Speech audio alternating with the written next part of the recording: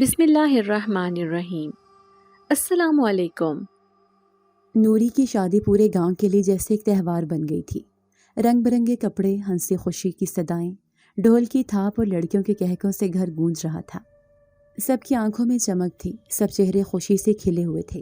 لڑکیاں زور زور سے تالیاں بجا رہی تھیں، ہنسی خوشی کے گیت گا رہی تھیں اور ڈانس کے مختلف اندازوں سے ماحول کو مزید خوشگوار بنا رہی تھیں۔ لیکن ان سب رنگوں اور روشنیوں کے بیچ میں ایک تاریک کونے میں خاموشی سے بیٹھی تھی، جیسے روشنی کی اس دنیا میں میرا کوئی وجود ہی نہ ہو۔ میری سوتیلی ماں نے آج پہلی بار مجھ پر مہربانی کی تھی جب اس نے مجھے اس شادی میں اپنے ساتھ لانے کا فیصلہ کیا تھا۔ شاید یہ بھی محض ایک دکھاوا تھا، گاؤں کی عورتوں کے سامنے اپنے صبر اور عظمت کا ڈھونگ رچانے کا ایک بہانہ۔ میرے اندر کی بچی تو برسوں سے ترس رہی تھی کسی خوشی، کسی لمحہ بھر کے سکون کے لیے، لیکن آج بھی جب سب خوش تھے میں شرمندگی اور مایوسی میں ڈوبی ہوئی تھی۔ میرے تن پر وہی پرانے بدرنگ کپڑے تھے جن میں نہ کوئی رنگ تھا نہ وقار۔ میرے کندھوں پر وقت کی گرد جم چکی تھی اور چہرے پر ایسی اداسی تھی جیسے برسوں سے کوئی خوشی میرے پاس آ کر پلٹی ہی نہ ہو۔ میری نظریں سب کے ہنستے چہروں پر تھیں اور دل میں ٹوٹتے خوابوں کا ماتم ہو رہا تھا۔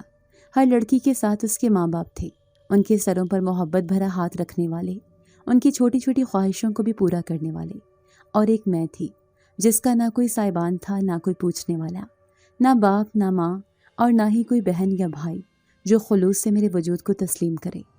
میری سوتیلی بہن نائلہ تو آج چمکتی دمکتی شہزادی لگ رہی تھی۔ اس نے ایک پیارا سا پیلے رنگ کا قیمتی سوٹ پہنا ہوا تھا جس پر کام اتنا نفیس تھا کہ گاؤں کی ساری لڑکیوں میں وہ سب سے نمایاں لگ رہی تھی۔ اس کے سنہرے بال مہندی سے سجے، ہاتھوں میں خوبصورت چوڑیاں، آنکھوں میں کاجل اور ہونٹوں پر شوخی سے لبریز مسکراہٹ۔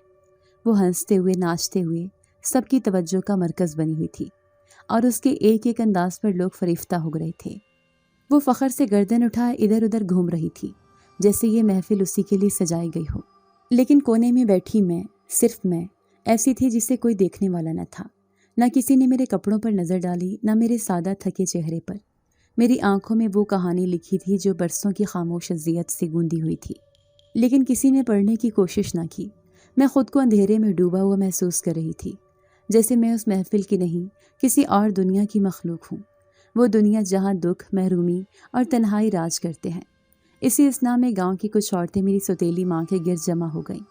ان کے لہجے میں تعجب بھی تھا اور تعریف بھی۔ ایک عورت کہنے لگی، ارے زینب، تو نے تو کمال کر دیا۔ آج کل کی عورتیں تو اپنی اولاد کے سوا کسی کو برداشت نہیں کرتی، اور تو نے اپنی سوتن کی بیٹی کو بھی اپنے ساتھ رکھا ہوا ہے، وہ بھی اتنے صبر سے۔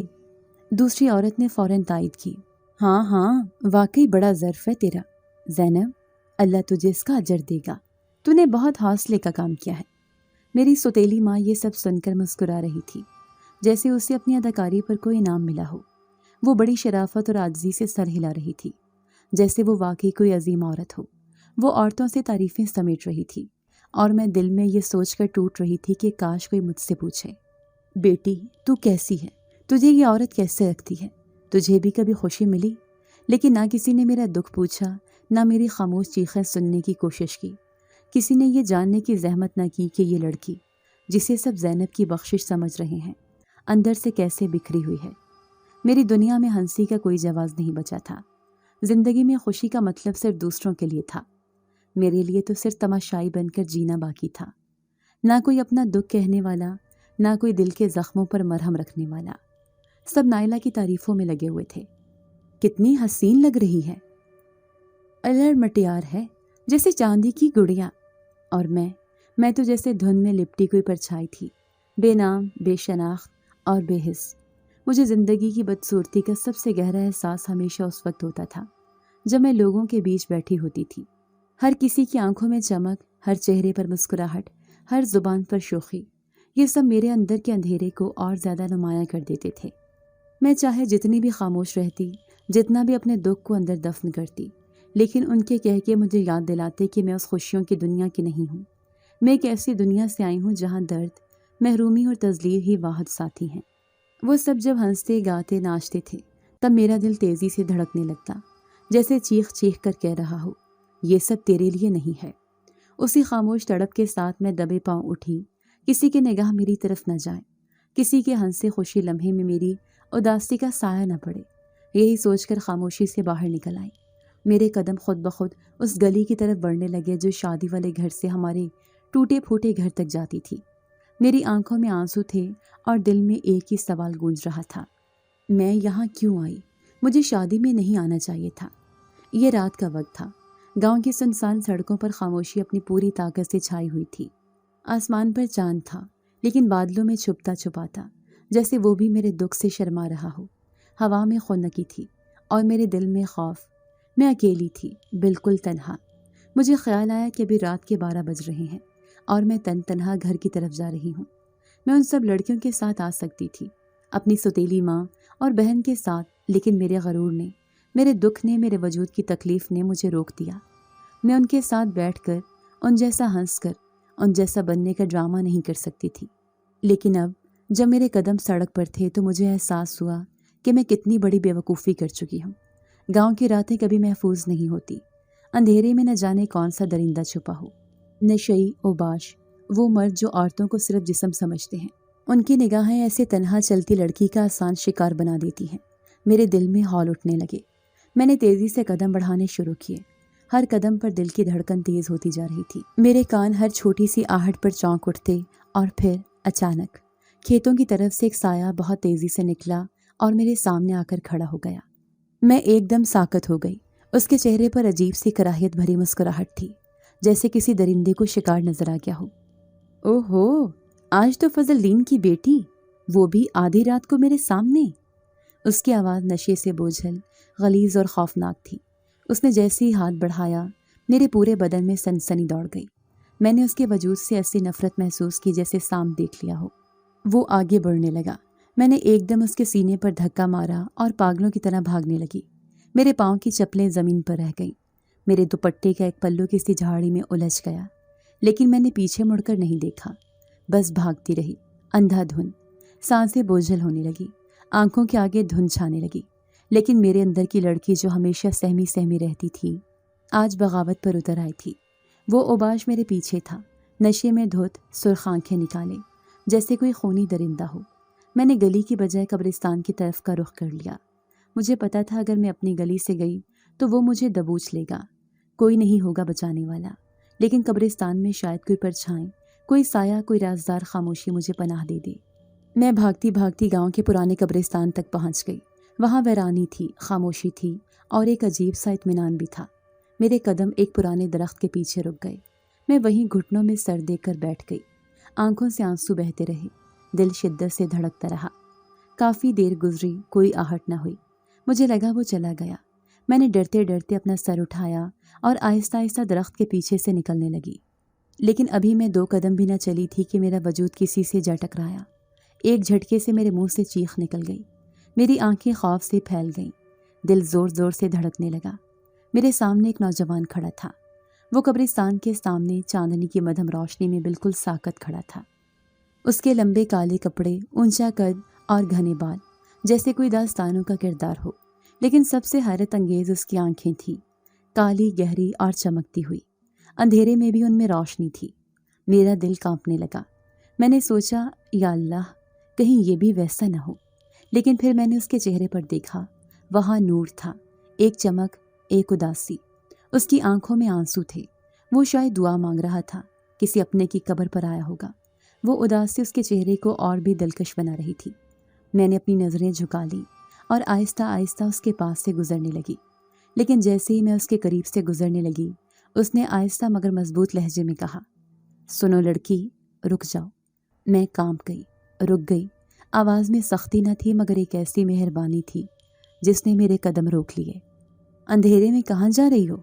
बाहर एक दरिंदा छुपा हुआ है, वो तुम्हारा इंतज़ार कर रहा है। अगर तुम यहाँ से निकलोगी तो वो तुम्हें दबोच लेगा। मैं साकत खड़ी रही। मेरे पाँव जैसे ज़मीन से चिपक गए थे। मेरे जहन में वो तमाम खौफ, वो लम्हे, वो चीख और वो मनहूस चेहरा एक एक करके घूमने लगे थे जिनसे मैं अभी बच कर आई थी। लेकिन उस वक्त उस नौजवान की आवाज़, उसका अंदाज और उसके अल्फाज मेरे दिल में किसी तीर की तरह उतर गए थे। वो सिर्फ ये नहीं जानता था कि बाहर कौन है, बल्कि वो समझता था, जैसे वो मेरे दिल का हाल पढ़ रहा हो। मैं वहीं खड़ी रही, पलकें झपकाना तक भूल गई थी। मेरे लबों पर खामोशी जम गई थी اور دل کی دھڑکن جیسے آہستہ آہستہ ایک انجان تسلی میں ڈھلنے لگی تھی۔ وہ مجھے بغور دیکھ رہا تھا۔ اس کی آنکھوں میں ایک ایسا تاثر تھا جیسے وہ میرے ہر جذبے کو سمجھ سکتا ہو، جیسے وہ میرے دکھ کو سن سکتا ہو جو کبھی زبان سے ادا نہیں ہوا تھا۔ پھر وہ آہستہ سے بولا، کون ہو تم اور یہاں کیا کر رہی ہو؟ وہ بھی رات کے 12 بجے۔ اس کے لہجے میں کوئی بدگمانی نہیں تھی، بلکہ ایک عجیب سی سنجیدگی اور اجنبیت تھی، جیسے کوئی اندیکھے قانون کی پاسداری کر رہا ہو۔ یہ وقت تو ہمارا ہوتا ہے۔ اس کا یہ جملہ میرے لیے بالکل نیا اور الجھانے والا تھا۔ میں گھبرا گئی تھی۔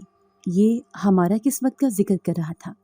کیا وہ کسی مخصوص لوگوں یا گروہ کی بات کر رہا ہے؟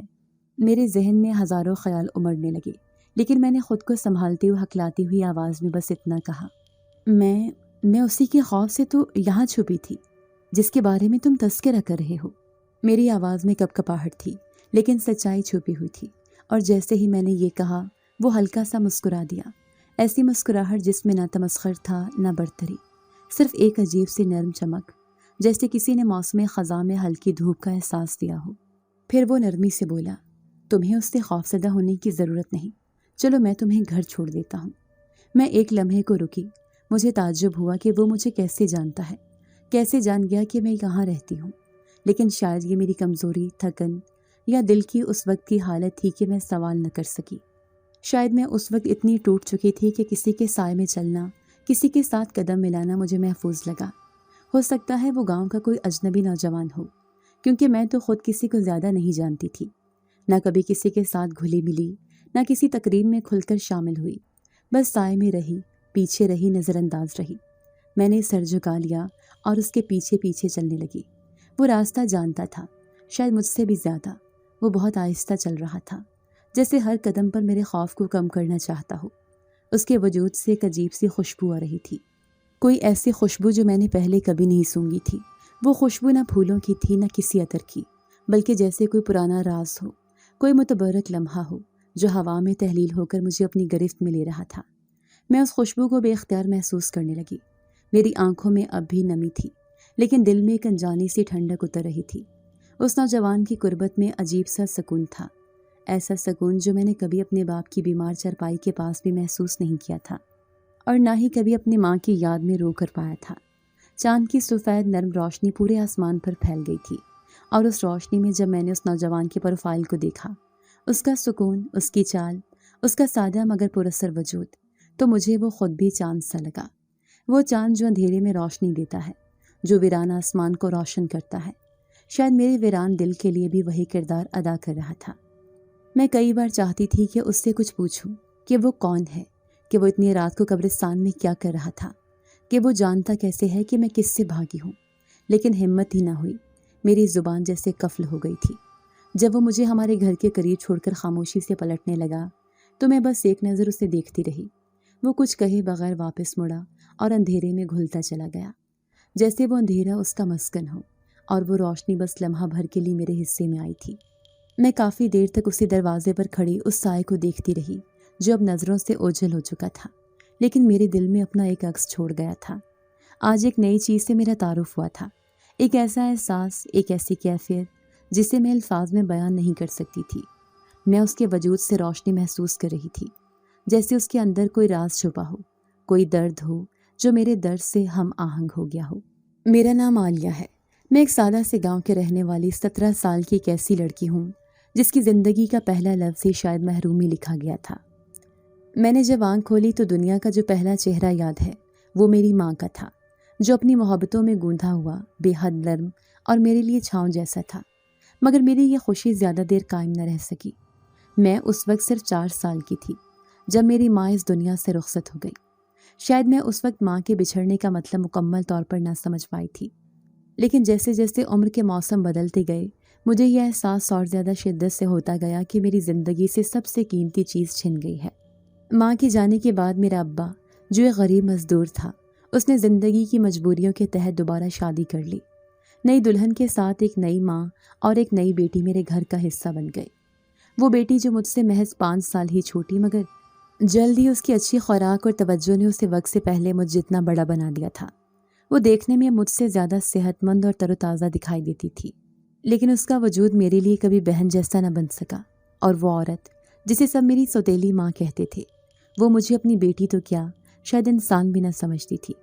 اس سوتیلی ماں نے میرے لیے وہ سب کچھ چھین لیا جو ایک بچی کے بچپن کا حق ہوتا ہے۔ اس نے کبھی مجھے بیٹی کی نظر سے نہیں دیکھا۔ اس کی نگاہوں میں ہمیشہ میرے لیے حقارت تھی، اس کی زبان پر میرے لیے سخت الفاظ تھے، اور اس کے سلوک میں میرے لیے صرف تذلیل اور ظلم تھا۔ وہ مجھے اکثر جھڑکتی، ذرا سی بات پر چیخ اٹھتی، میرے حصے کی چیزیں اپنی بیٹی کو دے دیتی، اور جب کوئی میری خاموشی پر سوال کرتا تو الٹا ابا سے شکایت کرتی کہ تیری بیٹی میری بات نہیں مانتی، میری عزت نہیں کرتی، دل سے مجھے ماں نہیں مانتی۔ یہ بات مجھے ایسے دکھ دیتی جیسے کسی نے میرے دل میں خنجر اتار دیا ہو۔ کیا میں واقعی ایسی تھی؟ کیا میں قصوروار تھی؟ لیکن پھر میں خود کو سمجھاتی کہ ایک بچی سے کیسے توقع کی جا سکتی ہے کہ وہ کسی ایسے شخص کو ماں سمجھے جو اس کے وجود سے ہی نفرت کرے۔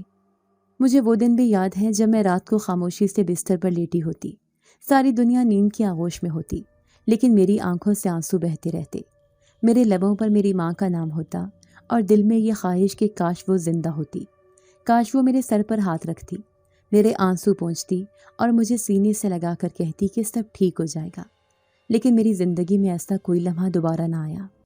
میرے ابا نے اگرچہ مجھے کبھی مارا نہیں، لیکن خاموشی اختیار کر لی تھی، ایسی خاموشی جو میرے لیے کسی تائید سے کم نہ تھی۔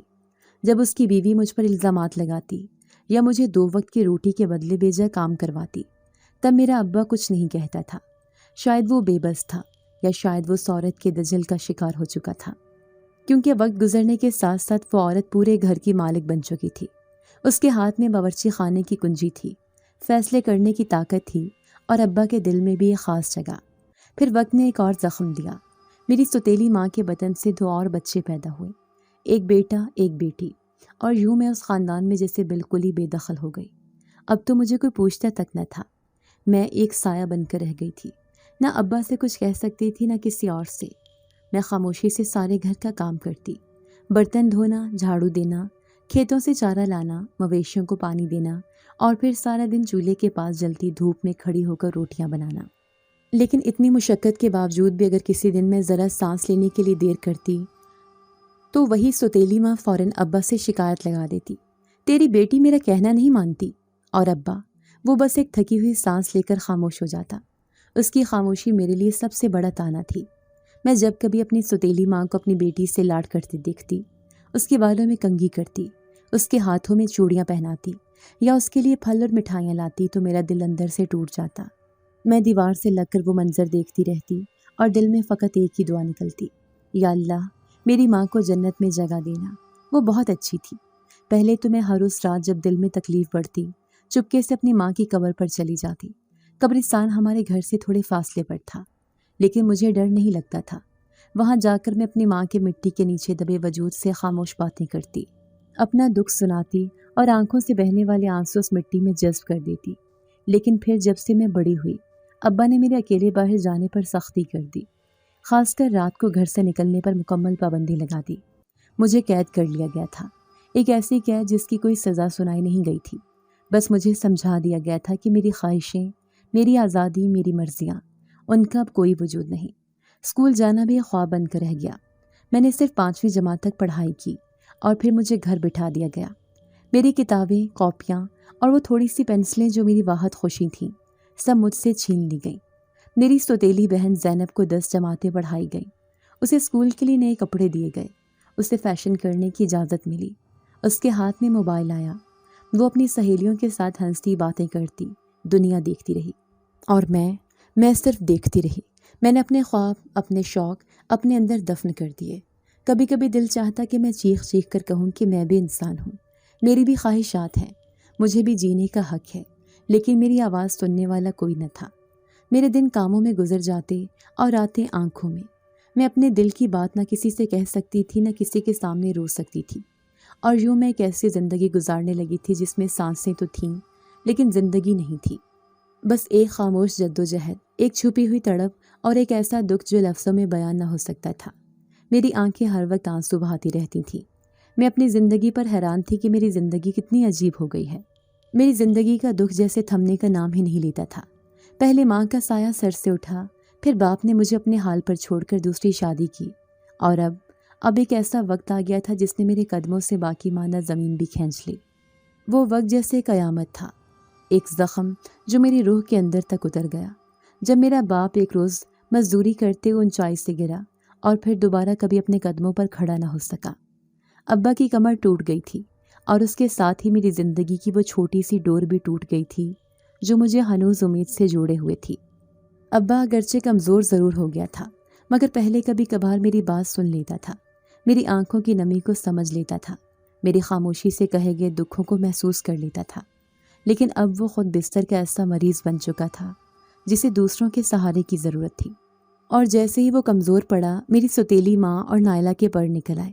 اب تو وہ دونوں بے لگام گھوڑیاں بن گئی تھیں، پورے گھر پر ان کا راج تھا، صرف روزمرہ کا نہیں بلکہ ابا کی وہ تھوڑی بہت زمینیں جو ہمارے گاؤں کے کنارے واقع تھیں وہ بھی ماں نے اپنے نام کروا لی۔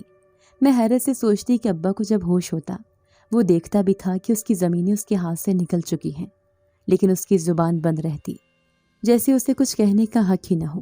وہ مکمل طور پر ان کے رحم و کرم پر تھا، اور میں تو اس گھر کی وہ خاموش پرچھائی تھی جسے سب دیکھتے بھی تھے اور نظر انداز بھی کرتے تھے۔ زندگی کی ایسی شکل میں جہاں ہر دن صرف تکلیف اور ذلت سے لبریز ہو، وہاں خوشی جیسے کوئی پرایا تصور لگنے لگتا ہے۔ مجھے اپنی زندگی سے نفرت ہونے لگی تھی۔ کبھی کبھی دل چاہتا تھا کہ میں کہیں دور بھاگ جاؤں، کسی اجنبی ویرانے میں جہاں مجھے کوئی نہ پہچانے، جہاں میں اپنے آنسوں کے ساتھ اکیلی رہوں، لیکن ایسا کوئی راستہ میرے لیے کھلا نہیں تھا۔ میری ہر سانس، ہر قدم ان زنجیروں سے جکڑا ہوا تھا جو میری سوتیلی ماں کے حکم، نفرت اور اختیار کی شکل میں میرے ارد گرد لپٹی ہوئی تھیں۔ پھر ایک دن وہ آیا جب اماں مجھے دنیا دکھانے کے بہانے یا شاید لوگوں کی نظروں میں اچھا بننے کے لیے مجھے اپنی بیٹی نائلہ کے ساتھ ایک شادی میں لے گئی، لیکن اس دن نے میرے لیے اور بھی ذلت کے دروازے کھول دیے۔ نائلہ نے اس موقع کے لیے ایک نہایت خوبصورت چمکتے ہوئے رنگوں والا جوڑا پہنا ہوا تھا، جس پر گوٹا، کڑھائی اور جھلملاتے کنارے اسے سب لڑکیوں میں ممتاز بنا رہی تھی۔ وہ بار بار شیشے میں خود کو دیکھتی، ٹھمکے لگاتی، ہنستی اور اترا کر سب کی توجہ حاصل کر رہی تھی، جبکہ میرے جسم پر ایک ایسا پرانا بدرنگ سا سوٹ تھا جو شادی میں پہننے کے قابل بھی نہ تھا، اور میرے دل کی اداسی تو جیسے چہرے سے جھلک رہی تھی۔ جب میں پنڈال میں پہنچی تو کئی لڑکیوں نے ایک دوسرے کے کانوں میں سرگوشیاں کی اور پھر ہنسنے لگی۔ کوئی کہہ رہی تھی، دیکھو عالیہ نے کیسا سوٹ پہنا ہے، جیسے کسی غم کی سوگوار ہو۔ میری نگاہیں جھکی ہوئی تھیں، دل شرمندگی سے بوجھل اور قدم لرزتے ہوئے۔ میں جانتی تھی کہ میرے لیے وہاں ایک لمحہ بھی گزارنا عذاب بن جائے گا۔ اس ذلت، اس بے بسی اور ان اجنبی نظروں سے بچنے کے لیے میں نے آدھی رات کو چپکے سے گھر واپسی کا ارادہ کیا، لیکن مجھے کیا خبر تھی کہ میری زندگی اس رات ایک نیا رخ اختیار کرے گی۔ وہی رات تھی جب ایک اجنبی نوجوان جو نہایت مہربان، خوبصورت اور پراسرار تھا، قبرستان کے قریب مجھے ملا، وہی جو مجھے اندھیرے سے، خطرے سے بچا کر میرے گھر تک چھوڑایا۔ اور جب وہ اندھیرے میں کھو گیا تو میری آنکھیں اس کے بعد ہر طرف بس اسی کو تلاش کرتی رہیں، جیسے دل ایک نئی دھڑکن سے واقف ہوا ہو، جیسے برسوں کی ٹھنڈی راکھ میں کوئی چنگاری جاگ گئی ہو۔ میں اپنے ہوش و حواس میں نہ رہی تھی، اس کا خیال میری سوچوں پر چھا گیا تھا۔ اگلی صبح جو میں گھر کے کاموں میں مصروف تھی، برتن دھو رہی تھی، جھاڑو دے رہی تھی، تو میرے لبوں پر خود بخود مسکراہٹ آ گئی۔ میں گنگنا رہی تھی جیسے زندگی نے پہلی بار میرے دل کے اندر کوئی نرماہٹ بھیجی ہو۔ لیکن میری سوتیلی ماں کی آنکھیں بہت تیز تھیں، اسے میرے چہرے کی یہ نئی روشنی فوراً کھٹک گئی۔ اس کی آنکھوں میں جلن تھی، جیسے میری ایک معمولی سی خوشی بھی اس کے لیے ناقابل برداشت ہو۔ وہ غرائی، کل اکیلی ہی کیوں چلی آئی؟ کسی سے آنکھ مٹکا کرنے گئی تھی کیا؟ وہیں اسے ڈھونڈنے گئی تھی؟ تیرے نخرے نہیں ختم ہوتے؟ اس کے الفاظ میرے سینے پر پتھروں کی طرح برسے۔ میں خاموش رہی، کچھ نہ بولی۔ پھر نائلہ نے بھی آگ میں گھی ڈال دیا۔ یہ خود کو آسمان کی پری سمجھتی ہے، تبھی تو اتنے نخرے ہیں، سب لوگ اسی کے بارے میں پوچھ رہے تھے۔ اماں تو اسے ساتھ کیوں لے کر گئی تھی؟ میں ان دونوں کے درمیان خاموش پتھر بنی کھڑی تھی۔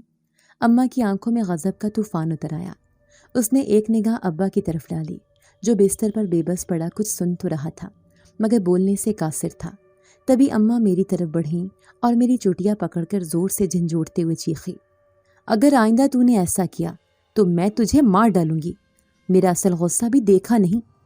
پھر اس نے مجھے زور کا دھکا دیا، میں فرش پر گر گئی، میری کوہنیاں چھل گئیں اور میری آنکھوں سے آنسو رواں ہو گئے، لیکن مجھے رونا بھی نہیں آتا تھا۔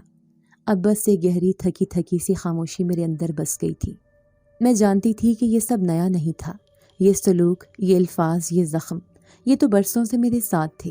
فرق صرف اتنا تھا کہ اس بار میرے دل میں کچھ روشنی پیدا ہوئی تھی جسے وہ فوراً بجھانا چاہتے تھے۔ میری زندگی میں کوئی اچھی امید باقی نہیں رہی تھی۔ ایسا لگتا تھا جیسے ہمیشہ کے لیے میرا مقدر صرف محرومی، ذلت اور خاموش آنسو ہیں۔ پھر اس دن اماں اپنی ماں کے گھر چلی گئی، اپنے سارے بچوں کو لے کر، اور میں اکیلی ہی رہ گئی تھی۔ وہ مجھے کبھی بھی اپنی ماں کے گھر لے کر نہیں جاتی تھی۔ ابا اور میں اکیلے گھر پر تھے، کیونکہ ابا کی خدمت کے لیے میں گھر پر رک جاتی تھی، ورنہ انہیں کوئی پوچھنے والا نہیں تھا۔ میں نے ابا کو کھانا کھلایا، انہیں دوائی دی، اور پھر سارے گھر کا کام کاج کر کے میں درخت کے نیچے لیٹی تھی۔ تبھی میرے دل میں خیال آیا کہ میں آج اپنے بچپن کی سہیلی فرزانہ کے گھر جاتی ہوں۔ میرا اس سے ملنے کا بہت دل چاہ رہا تھا۔ آج تو اماں بھی گھر پر نہیں تھی۔ کبھی کبھار ان کی نظروں سے چھپ کر میں اپنی سہیلی کے گھر چلی جاتی تھی۔ ابھی مغرب کا وقت ہو رہا تھا۔ جیسے ہی مغرب کی اذان ہوئی، میں ابا سے کہنے لگی، ابا، میں فرزانہ کے گھر جا رہی ہوں۔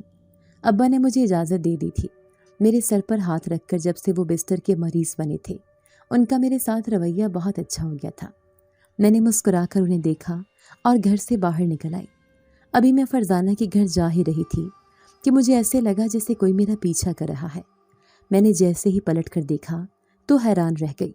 میرے پیچھے کوئی بھی نہیں تھا، لیکن مجھے ایسا محسوس ہوا جیسے کسی کا سایہ زمین پر پڑ رہا ہے، لیکن کسی کے قدموں کی چاپ میں نے اپنے کانوں سے سنی تھی۔ اب میں تھوڑی پریشان سی ہو گئی۔ سڑک کے دائیں بائیں دونوں طرف کھیت ہی کھیت تھے اور جا بجا درختوں کا ہجوم تھا۔ اس جگہ سے گزرتے ہوئے ویسے مجھے ڈر لگتا تھا، اور اب تو شام کے سائے چاروں طرف پھیل رہے تھے۔ فرزانہ کا گھر ہمارے گھر سے تھوڑے فاصلے پر تھا۔ میں جلدی جلدی قدم اٹھا رہی تھی، تبھی میں نے دیکھا کہ اس سامنے والے درخت کے نیچے کوئی کھڑا ہے جس نے سفید رنگ کا لباس پہن رکھا ہے۔ میں گاؤں کے مردوں سے بہت گھبراتی تھی، لیکن مجھے باہر نکلنے کا موقع ملتا ہی نہیں تھا۔ جب بھی نکلتی اکیلے ہی نکلتی تھی۔ جیسے ہی میں اس کے قریب سے گزرنے لگی تو میں نے اسے پہچان لیا تھا کہ وہی تھا جو رات کی تنہائی میں میرا محافظ بن کر میرے سامنے آیا تھا۔ اب اسے اپنے سامنے دیکھ کر مجھے بہت خوشی محسوس ہوئی تھی۔ میرا دل خوشی سے کپکپا رہا تھا۔ تبھی اس نے مجھے آواز دی تھی، سنو لڑکی، میں تو اتنے دن سے تمہارا انتظار کر رہا تھا، اور اب تم میرے سامنے سے یوں ہی گزر کر جا رہی ہو۔ میں صرف تمہارا نام پوچھنا چاہتا ہوں۔ اس نے مجھے پکارا، وہ بھی اپنی خوبصورت آواز میں۔ میں نے بھی اپنے قدم روک لیے تھے۔ پھر میں پلٹ کر کہنے لگی، میرا نام عالیہ ہے، اور تمہارا؟ یہ سن کر وہ مسکرایا اور کہنے لگا، میرا نام موسیٰ ہے۔ اس دن اس پرانے قبرستان میں تم سے ملاقات ہوئی تھی۔ سچ میں ہی تم ایک خوبصورت لڑکی ہو۔ تمہارا خیال میرے ذہن پر چھایا ہوا تھا، اس لیے تو میں اتنے دن سے تمہارا انتظار کر رہا تھا۔ تمہیں اپنے سامنے دیکھ کر مجھے بہت خوشی ہوئی۔ کیا تم نے بھی مجھے یاد کیا تھا؟ یہ سن کر تو میری خوشی کے انتہا نہ رہی کہ جو احساسات مجھ پر طاری تھے وہ اس پر بھی طاری تھے۔ اس کا نام بھی کتنا خوبصورت ہے، موسیٰ۔ میں نے سر جھکا لیا تھا، میرے لب مسکرا رہے تھے۔ میں کہنے لگی، میرے اندر ایسا کیا خاص ہے جو تم میرا انتظار کر رہے تھے؟ یہ سن کر وہ کہنے لگا، تمہاری آنکھیں بہت خاص ہیں۔ کچھ بولتی ہوئی، گہرا دکھ چھپا ہے ان میں۔ اب میرے ساتھ کہیں چھپ کر ہم دونوں باتیں کرتے ہیں۔ مجھے لوگوں کا خوف تو کھا، لیکن دل بھی چاہ رہا تھا کہ میں اس سے بات کروں، اس لیے میں اس کے ساتھ چل پڑی۔ پھر ہم دونوں ایک ایسے گھنے کھیت میں چھپ کر باتیں کرنے لگے۔ مجھے اس پر پورا بھروسہ تھا۔ اس کے خوبصورت ہاتھ، خوبصورت آنکھیں، ہر چیز صرف مجھے ہی دیکھ رہی تھی۔ میں نے اس کے قدموں پر نظر جما رکھی تھی۔ وہ بہت اونچے لمبے قد کا تھا۔ میں اس سے اپنے دل کی باتیں کرنے لگی۔ پھر وہ کہنے لگا، تمہاری آنکھوں میں اتنا گہرا دکھ کیوں ہے؟ یہ سن کر میں مسکرا دی۔ پھر کہنے لگی، کیونکہ لوگوں نے مجھے محبت نہیں دی، میں محبت کی تلاش میں ہوں۔ پھر وہ کہنے لگا، کیا تم میری محبت کی تلاش میں تھی؟ یہ سن کر میں حیران رہ گئی تھی۔ میں شرما گئی تھی۔ پہلی بار مجھے اپنے وجود کا احساس ہوا تھا۔ وہ مجھے دیکھتے ہوئے کہنے لگا، اگر تم محبت کی تلاش میں ہو تو میری ساری محبت صرف تمہارے لیے ہے۔ کیا تم مجھ سے ملاقات کرنے ہر جمعرات کو یہاں آ سکتی ہو؟ میں تمہارا انتظار کیا کروں گا۔ میں بھی محبت کی تلاش میں یہاں پر آیا تھا۔ یہ سن کر میں حیران رہ گئی۔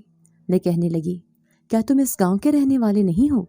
اس نے نفی میں سر ہلایا اور کہنے لگا، نہیں، میں تو یہاں پر مہمان ہوں، جلد یہاں سے چلا جاؤں گا۔ لیکن یقین نہیں آتا کہ کوئی وجہ بن جائے گی میرے یہاں رکنے کی۔ یہ سوچتا ہوں تو حیرت ہوتی ہے خود پر۔ یہ سن کر مجھے یقین نہیں آیا تھا کہ وہ بھی مجھ سے محبت کرنے لگا ہے۔ پھر میں نے اس سے وعدہ کر لیا تھا، لیکن میں اس وعدے پر خود بھی پریشان ہو گئی تھی۔ کافی دیر تک میں اس سے باتیں کرتی رہی اور پھر گھر چلی آئی۔ آزادی کا احساس میرے وجود پر طاری تھا، کیونکہ آج کوئی بھی گھر پر نہیں تھا سوائے ابا کے، جو گہری نیند سو رہا تھا۔ میں گھر میں آ کر اس کا خیال دل میں سوچنے لگی۔ آدھی رات کا وقت تھا جب مجھے ایسا محسوس ہوا جیسے گھر میں کوئی موجود ہے اور سامنے کھڑا وجود مجھے گھور گھور کر دیکھے جا رہا ہے۔ میں اسی درخت کے نیچے لیٹے لیٹے سو گئی تھی۔ میں نے اٹھنے کی کوشش کی لیکن مجھ سے اٹھا ہی نہیں جا رہا تھا۔ میرا وجود بالکل ساکت پڑا تھا۔ میں ابا کو آواز دینا چاہتی تھی، انہیں بتانا چاہتی تھی کہ ابا سامنے کوئی کھڑا ہے، لیکن مجھ سے بولا ہی نہ گیا۔ پھر میں نے ہمت کر کے اپنے وجود کو اٹھانے کی کوشش کی۔ جب تک میں اس کے پاس گئی تو وہ نہ جانے اندھیرے میں کہاں غائب ہو گیا تھا، لیکن اس کی خوشبو چاروں طرف بکھری ہوئی تھی۔ میں حیرت سے سوچنے لگی کہ یہاں پر کون آیا تھا۔ میں اس اندھیرے میں کسی چیز کو تلاش کرنے کی کوشش کر رہی تھی اور خود کو خواب کی کیفیت میں محسوس کر رہی تھی۔ تھوڑی ہی دیر بعد صبح کا اجالا پھیلنے لگا۔ شاید فجر کا وقت ہو گیا تھا۔ مجھے یاد آیا کہ میں نے نماز نہیں پڑھی۔ میں اٹھ کر وضو کرنے چلی گئی تھی۔ ہمیشہ نماز پڑھتے ہوئے میں روتی تھی، لیکن آج میری آنکھوں میں مسکراہٹ تھی۔ پھر میں سوچنے لگی کہ میں نے اس سے وعدہ تو کر لیا ہے، میں اس سے ملاقات کیسے کرنے جاؤں گی۔ پھر آج شام کو اماں واپس آ گئی تھی، لیکن نائلہ کہنے لگی، اماں مجھے یہ ٹھیک نہیں لگ رہی، ایسے لگتا ہے کہ گاؤں کے کسی لڑکے سے اس کا چکر چل رہا ہے۔ دیکھو تو صحیح، آج تو اس کا چہرہ بڑا گلابی گلابی ہو رہا ہے۔ اماں نے بھی مجھے شک بھری نظروں سے دیکھا تو مجھ پر خوف طاری ہو گیا۔ پھر اماں کہنے لگی، ارے یہ کیسے کسی لڑکے سے چکر چلا سکتی ہے؟ اس کا تو میں رشتہ طے کر کے آئی ہوں، تمہارے ماموں کے بیٹے ماجد سے۔ یہ سن کر میرے پیروں تلے سے زمین نکل گئی تھی۔ میں نے اماں کے سامنے ہاتھ جوڑ دیے اور روتے ہوئے کہنے لگی، نہیں نہیں اماں، میں ماجد سے شادی نہیں کروں گی۔ میں جانتی تھی کہ وہ لڑکا کتنا آوارہ ہے۔ جب بھی ہمارے گھر آتا تھا مجھے وہ کیسے نظروں سے گھورتا تھا۔ میں اس کی غلاظت بھری نظریں خود پر برداشت نہیں کرتی تھی۔ مجھے اس کے وجود سے نفرت تھی۔ پھر میں کیسے اسے اپنی زندگی کا ساتھی بنا لیتی۔ اماں نے مجھے زوردار دھکا دیا اور کہنے لگی، تو کیا تیرے لیے کوئی شہزادہ آئے گا؟ یہ سوچنا چھوڑ دے، تیرا رشتہ میں نے طے کر دیا ہے۔ میری آنکھوں میں آنسو تھے، لیکن اماں نے میری طرف دیکھا بھی نہیں تھا۔ میں چپ چاپ کام کر رہی تھی۔ پھر میں نے ارادہ کر لیا تھا جب بھی مجھے وقت ملے گا میں اس سے ملنے چلی جاؤں گی۔ پھر ایسے ہی جمعرات کا دن آیا، میں بہانے سے گھر سے نکل آئی تھی، کیونکہ اماں اور نائلہ بازار چلی گئی تھی شہر میں، اور چھوٹے بہن بھائی کھیل رہے تھے۔ انہیں کوئی پرواہ نہیں تھی کوئی آئے کوئی جائے، اس لیے میں چپ چاپ گھر سے نکل آئی تھی۔ پھر جیسے ہی میں اس درخت کے پاس آئی تو اسے اپنا منتظر پایا۔ وہ مجھے دیکھ کر مسکرانے لگا۔ میں اس کے پاس بیٹھ گئی تھی۔ تبھی اس نے میرے ہاتھوں کو تھاما، لیکن اچانک میرے جسم کو زوردار جھٹکا لگا تھا۔ ایسے لگ رہا تھا جیسے کسی انگارے نے میرے وجود کو چھو لیا ہو۔ میں حیران تھی کہ اس کا لمس اتنا عجیب کیوں ہے۔ پھر وہ کہنے لگا، عالیہ میں تمہارے لیے کچھ لے کر آیا ہوں، ایک بہت ہی خوبصورت تحفہ ہے، اپنے پاؤں آگے کرو۔ میں نے جیسے اپنے پاؤں آگے کیے، اس نے 2 پائل خوبصورت سی میرے پاؤں میں پہنا دی تھی، جو میرے سفید پاؤں میں بہت ہی حسین لگ رہی تھی۔ میں حیران رہ گئی۔ اس کے دیے ہوئے تحفے پر وہ کہنے لگا، یہ بہت خاص ہے، اس لیے انہیں ہمیشہ سنبھال کر رکھنا۔ اس کی بات پر میں مسکرا دی۔ پھر میں دیر تک اس سے باتیں کرتی رہی۔ میں نے اسے یہ نہیں بتایا تھا کہ اماں نے میرا رشتہ طے کر دیا ہے۔ پھر میں نے سوچا کہ میں اسے کہوں گی کہ وہ رشتہ لے کر آئے، اپنے گھر والوں کو بھیجے تاکہ ابا میرا رشتہ اس کے ساتھ طے کر دے، لیکن میں اسے کہہ ہی نہ سکی۔ کافی دیر تک اس سے باتیں کرتی رہی۔ پھر اماں کا خوف مجھ پر طاری ہوا تو گھر آ گئی، لیکن پورے راستے پائل کی چھن چھن میرے کانوں میں مٹھاس گھول رہی تھی۔ میں جلدی سے گھر آ گئی۔ شکر ہے کہ نائلہ اور اماں ابھی تک گھر نہیں آئی تھیں۔ میں پورے صحن میں کام کاج کرتی پھر رہی تھی۔ پھر شام کو اماں اور نائلہ بھی آ گئی۔ وہ کافی سامان لے کر آئی تھی۔ اچانک ہی نائلہ باتیں کرتے ہوئے چونکی اور اپنی ماں سے کہنے لگی، اماں یہ پائل کی آواز کہاں سے آ رہی ہے؟ یہ سن کر میں گھبرا گئی تھی۔ اماں نے بھی میری طرف دیکھا اور کہنے لگی، او ہو، تو یہ اس نے پہن رکھی ہے۔ اس نے فوراً ہی میرے پاؤں دیکھے۔ نائلہ حیرت سے کہنے لگی، اماں یہ تو بہت ہی خوبصورت ہے، دیکھو کیسے چمک رہی ہیں، یہ مجھے چاہیے۔ اس نے پائل کی طرف اشارہ کیا۔ میں نے جلدی سے اپنے پاؤں پیچھے کر لیے اور کانپتے ہوئے لہجے میں کہنے لگی، نہیں نہیں، یہ کسی کی نشانی ہے۔ اماں نے میری چٹیاں پکڑ لیں اور کہنے لگی، اچھا، ہمیں بھی تو پتہ چلے کہ کس کی نشانی ہے، کون سے یار نے تجھے یہ پائل دی ہے؟ میں نے نظریں جھکا لیں اور کہنے لگی، نہیں نہیں، کسی یار نے نہیں، بلکہ یہ میری اماں کی نشانی ہے، یہ میں نے اماں کے صندوق سے نکالی ہے۔ میں نے ان سے جھوٹ کہا تھا۔ یہ سن کر وہ حیرت سے کہنے لگی، یہ کون سی نشانی ہے جو آج تک میری نظروں سے چھپی رہی؟ نائلہ کو یہ پائل پسند آ گئی ہے، یہ پائل تو اسے دے دے۔ میں روتے ہوئے کہنے لگی، نہیں نہیں، میں اپنی اماں کی نشانی ہرگز اسے نہیں دوں گی، میں یہ پائل اسے نہیں دوں گی۔ میں زور زور سے چلا رہی تھی، لیکن اماں نے میرے چہرے پر تھپڑوں کی بارش کر دی اور زبردستی وہ پائل میرے پاؤں سے نوچ کر نکال لی۔ میں بہت رو رہی تھی، پوری رات بستر پر لیٹی روتی رہی۔ اگلے ہی دن اماں سے چھپ کر میں اس سے ملنے پہنچ گئی۔ میں نے اپنا چہرہ اسے دکھایا اور کہنے لگی، دیکھو انہوں نے میرے ساتھ کیا سلوک کیا، اور تمہارا دیا ہوا تحفہ بھی مجھ سے چھین لیا۔ یہ سن کر وہ عجیب انداز میں مسکرا دیا اور کہنے لگا، انہوں نے اپنی بربادی کی خود دعوت دی ہے، تم فکر نہ کرو، اب میں ان کے ساتھ بہت برا سلوک کروں گا۔ یہ سن کر میں حیران رہ گئی تو وہ کہنے لگا، اس بات کا راز صرف تمہیں معلوم ہوگا، کیونکہ جو تمہارا عاشق ہے وہ کوئی عام انسان نہیں بلکہ ایک جن زادہ ہے۔ اچانک ہی اس کی آنکھوں کا رنگ بدل گیا تھا۔ میں حیرت سے پیچھے ہوئی تو وہ کہنے لگا، مت گھبراؤ، تمہارے سامنے میں ایک انسان ہوں، لیکن ان کے لیے میں خوفناک جنات ہوں جنہوں نے تمہارے ساتھ یہ سلوک کیا ہے۔ اب میں انہیں نہیں چھوڑوں گا۔ مجھے یقین نہیں آ رہا تھا کہ وہ عجیب بات کر رہا ہے۔ پھر وہ کہنے لگا، اتنی حیران کیوں ہو رہی ہو؟ آج ایک نئی کہانی اس دنیا میں تخلیق ہوئی ہے، ایک لڑکی اور ایک جنزادے کی، اس لیے تمہیں کسی سے ڈرنے کی ضرورت نہیں۔ میں تمہارا ساتھی ہوں، میں اس کا بہت برا حشر کروں گا جس نے تمہارے خوبصورت چہرے کا یہ حشر کیا ہے۔ اس کی آنکھوں میں انگارے نکل رہے تھے اور میں بالکل ساکت کھڑی تھی۔ ایک دم ہی ایسے لگا جیسے میرے وجود میں جان نہ رہی ہو۔ مجھے آج سچائی کا علم ہو گیا تھا کہ اس پرانے قبرستان میں رہنے والا وہ جنزادہ میرا عاشق بن گیا تھا جسے میں انسان سمجھ رہی تھی۔ پھر میں گھر آ گئی تھی، لیکن میں بہت بدلی بدلی سی خود کو محسوس کر رہی تھی۔ دوسرے دن صبح کا آغاز بڑا ہی عبرتناک ہوا تھا، جب نائلہ کے چیخوں سے پورا گھر گونجنے لگا۔ وہ چیخ چیخ کر اپنی ماں کو پکار رہی تھی۔ اس نے وہی پائل اپنے پیروں میں پہن رکھی تھی اور وہ اپنی ماں سے کہنے لگی، میری ٹانگیں حرکت نہیں کر رہی، ایسے لگ رہا ہے میں معذور ہو گئی ہوں۔ وہ رو رہی تھی۔ اس کی ماں بھی حیران رہ گئی، کہنے لگی کہ یہ کیا ہوا ہے۔ وہ اسے اٹھانے کی کوشش کر رہی تھی، لیکن نائلہ بالکل معذور کی طرح حرکتیں کر رہی تھی۔ وہ بستر کی مریض بن گئی تھی۔ یہ دیکھ کر میں زور زور سے ہنسنے لگی اور نائلہ اور اس کی ماں سے کہنے لگی، یہ پائل جناتی ہے، جو بھی اسے پہن لیتی ہے لڑکی وہ اپاہج ہو جاتی ہے، کیونکہ یہ پائل مجھے کسی نے دی ہے، میرے علاوہ اسے کوئی نہیں پہن سکتی۔ یہ سنتے ہی نائلہ کی ماں نے فٹافٹ وہ پائل اتار کر پھینک دی تھی۔ جیسے ہی نائلہ اٹھنے کی کوشش کرنے لگی، اب اس کے پیروں نے حرکت کی تھی، یعنی کہ میری بات صحیح ہوئی تھی۔ اس جنزادے نے اپنی طاقت سے یہ سب کیا تھا۔ اب میرے چہرے پر فتح کی چمک تھی۔ پھر میں نے اپنی ستیلی ماں کی آنکھوں میں آنکھیں ڈال کر اسے دیکھا اور کہنے لگی، اگر تم نے میرا رشتہ ماجد کے ساتھ کیا تو مجھ سے برا کوئی نہیں ہوگا۔ یہ سن کر میری ستیلی ماں ڈر گئی تھی، کیونکہ میری آنکھوں سے عجیب سی شعائیں نکل رہی تھیں۔ مجھے بھی ایسا محسوس ہو رہا تھا جیسے مجھے اپنے وجود پر اختیار نہیں رہا۔ پھر اگلے دن بڑا ہی حیرت بھرا دن تھا، جب گاؤں کے بڑے زمیندار کے گھر سے میرا رشتہ آیا تھا۔ وہ زمیندارنی ہمارے گھر میں بیٹھی تھی۔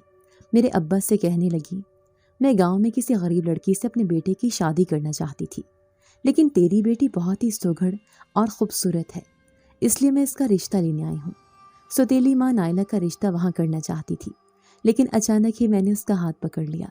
میرے ہاتھ میں اس قدر توانائی تھی کہ وہ بالکل اپنے آپ کو بے بس محسوس کر رہی تھی۔ پھر میں اس کے کان میں سرگوشی کرتے ہوئے کہنے لگی، رشتے کی بھی یہاں کر دے، ورنہ تیرا انجام اچھا نہیں ہوگا۔ وہ اچانک ہی میری آنکھوں سے ڈر کر خاموش ہو گئی تھی۔